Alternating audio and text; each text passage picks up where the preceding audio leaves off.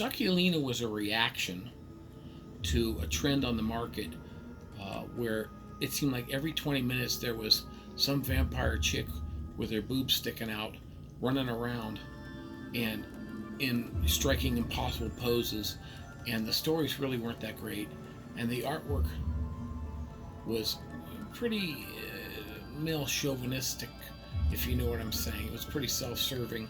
I still can't get the idea of every female superhero running around in high heels on rooftops and in outer space. That's definitely a male fantasy thing to begin with. Anyhow, Suckulina, vampire temp, started off as a reaction to all of that mentality.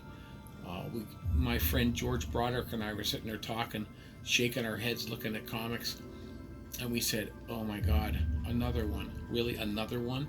Now we understood, and the beauty of the Vampirella books of the 1970s. You know, Warren Publishing, the black and whites. You know, they were just drawn beautifully. But this new stuff was really troublesome. Seemed like, oh yeah, quick, show some tits. You know, that was always the big thing. And I'm thinking, really? You know, that's what's selling books. That's it. You know. So we decided, well, you know what? I said, we need to put out our own book, something like, I don't know, just put it out there like Suckulina. And he and my buddy George Broderick Jr. says, vampire temp. And we just looked at each other and we started laughing. I said, vampire temp? And she goes, yeah, she's a vampire and she works as a temp person, you know, for businesses. And I went, done. So we decided we would come up with a character called Suckulina Vampire Temp. And we modeled the character after Fran Drescher, okay, who we thought would be like hilarious as the person of Suckulina, because she would be a Jewish vampire princess from hell. Go figure that one out. And so as it went, we said, well, let's be as outlandish and traditional as possible at the same time.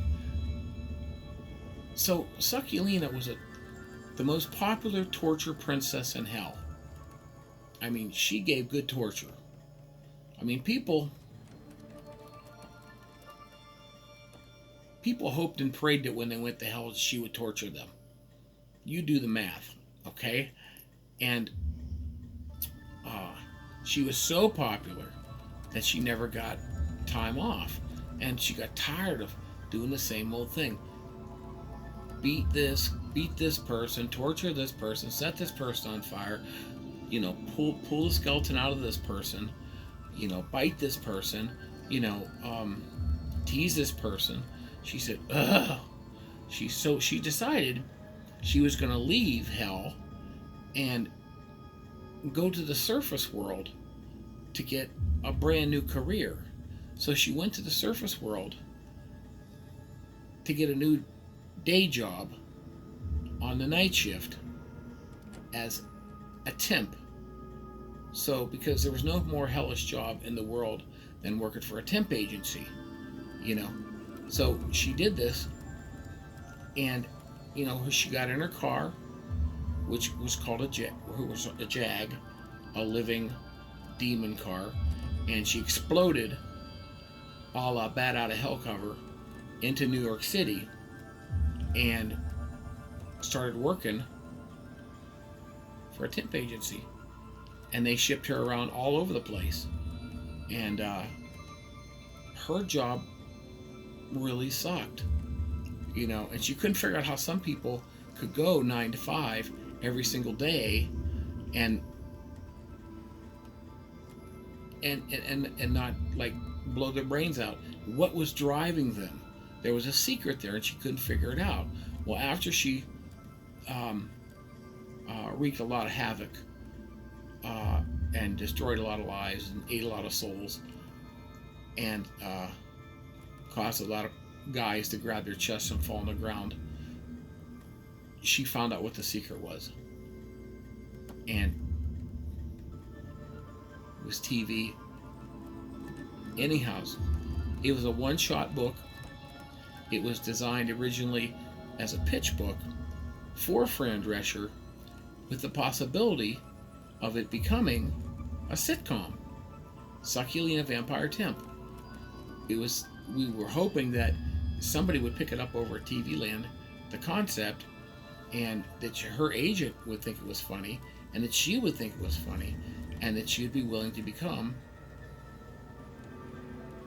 that character. Well, as it turned out, she had some health problems, and the market changed, and it didn't fall through. And every time we gave copies of the books to people, they just basically, I don't know, put them in a glove compartment or whatever they did. People like to talk a good story.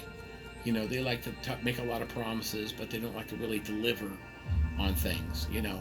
But we went all over the place. We must have mailed hundreds of these things out all over the place, the sci-fi networks and everything, and they never did it. But if anyone's ever interested, the character does exist. It's owned by myself and George Broderick Jr., who I've done a ton and a half of work with. He's great. I can't ask for a better, cute, bad girl artist in a good girl way. Not that he's a bad girl or a good girl. He's a dude. It's like that commercial. What are you wearing, George? I'm wearing khakis.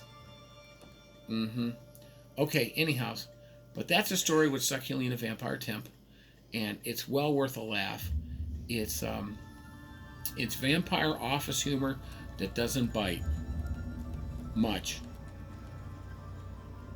So, pick up a copy. I've got a few left.